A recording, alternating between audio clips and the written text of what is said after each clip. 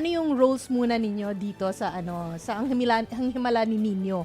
Sa totoo lang po. Gusto ko yan.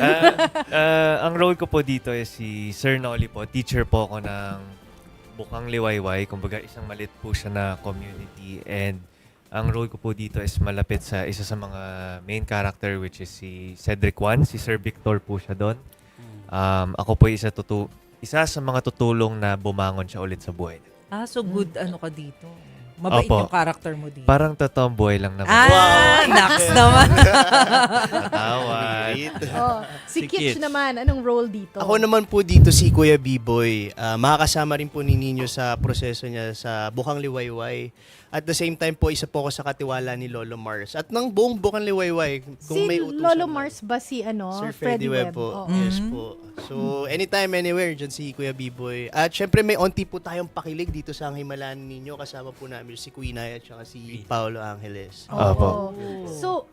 So Kuya B-Boy, tama ba? Yes po. So, ikaw yung kuya, as in blood relative na kuya or kuya-kuyahan? Kuya-kuyahan, kasi Oo. ako, di ko po pala nasabi, tricycle driver po ako dito. Okay. Mapakasipa. Oh. Gaano ka dali or gaano kahirap mag-take on the role na kuya ni Nino on air and off air? Hindi behind the naman po scenes? sobrang kuya, pero parang kuya sa community. Oo, oo. Wala pa po kami talagang masyadong scenes together. Okay. So, hindi ko pa po abangan. Oh. Abangan. But Oo. how was it so far? Yung mga nagawa ninyong taping, yung mga kasama ninyo dun sa series?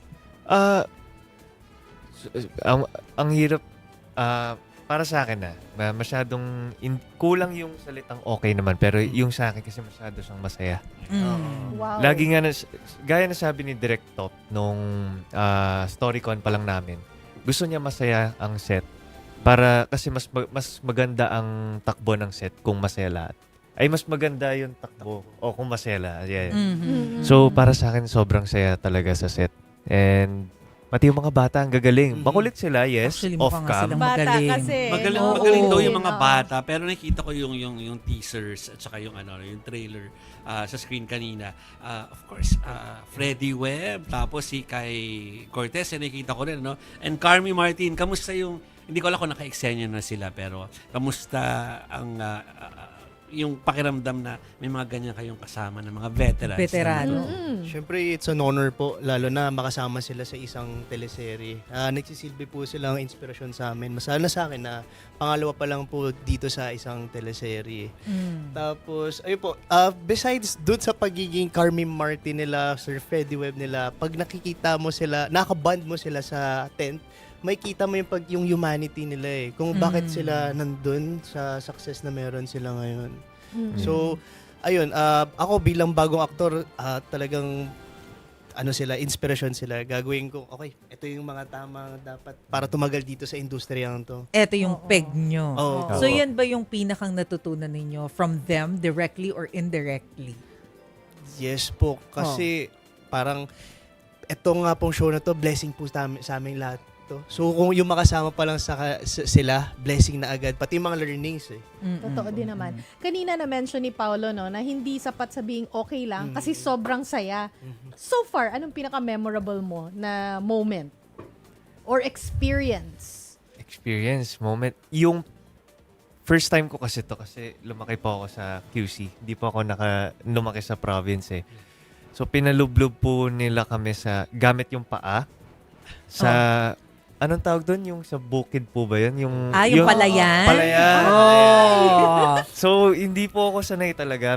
Pero, para siyang, basta na-enjoy ko rin naman. Masaya talaga kahit yun. Oo. Natutunan ko kung gaano kahirap. Ito, totoo to. Kung gaano kahirap yung trabaho na isang farmer din. So, na-appreciate ko sila lalo. So, yeah, ang saya no experience na nakaganyan yung paa ko sa mga... Kasi parang ganyan daw dapat yung paa. Para hindi ka madulas. So hindi flat. Kasi ilang beses po Oo. ako muntikang gumanon. Oo. Sinalo lang po ako nung isa sa mga farmer din. So Oo, sabi niya, oo. nak, ganito yung paa mo. So medyo naka-curve yung Ah. toes, Opo. parang claws. Opo, yung parang naka-claw yung po. toes mo. Opo. Oo. So Kitch, imbitahan natin sila manonood ng ang Himala ni Himala Nino. Ninyo. Oo. Ayun po mga kapatid, inimbitahan po namin kayo manood ng Ang Himala ni Nino sa September 13 na po yan, 11:15 AM bago mag-Eat Bulaga.